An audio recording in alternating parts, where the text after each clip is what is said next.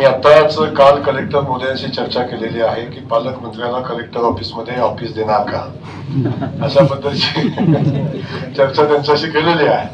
आणि माझ्या माहितीप्रमाणे येणाऱ्या काही दिवसामध्ये आम्ही एक कलेक्टर ऑफिसलाच पालकमंत्र्यांचं ऑफिस राहील आणि आपली अपेक्षा पूर्ण करायचा मी प्रयत्न करेन. अगदी एखादा आठवडा चुकला तरी सुद्धा दुसऱ्या आठवड्यात त्याची आपण भर काढू, पण आठवड्यातून किमान एकदा येण्याचा मी प्रयत्न करेन. पुन्हा असं म्हणू नका की पालकमंत्री म्हणले होते आणि या आठवड्यात आलेच नाहीत. कधीतरी एखादा दुसरा आठवडा असं होऊ शकतं की व्यस्त कामातनं कधी जमलं नाही.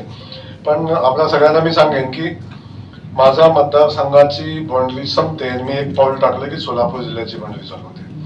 त्यामुळे मी कुठला लांबचा बाहेरचा असं नाही आहे.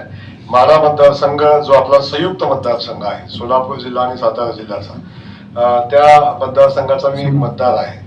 त्यामुळे आपण वेगळ्या जिल्ह्यातले आहोत ही भावनाच मुळात आपण कुणी ठेवू नये अशी माझी आपल्या सगळ्यांना विनंती राहील.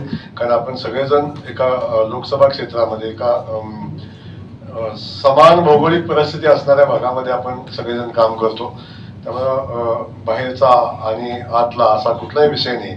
आपण सगळेजण या भारताचे नागरिक आहोत, या राज्याचे नागरिक आहोत आणि पर्यायाने या भूमीचे नागरिक आहोत.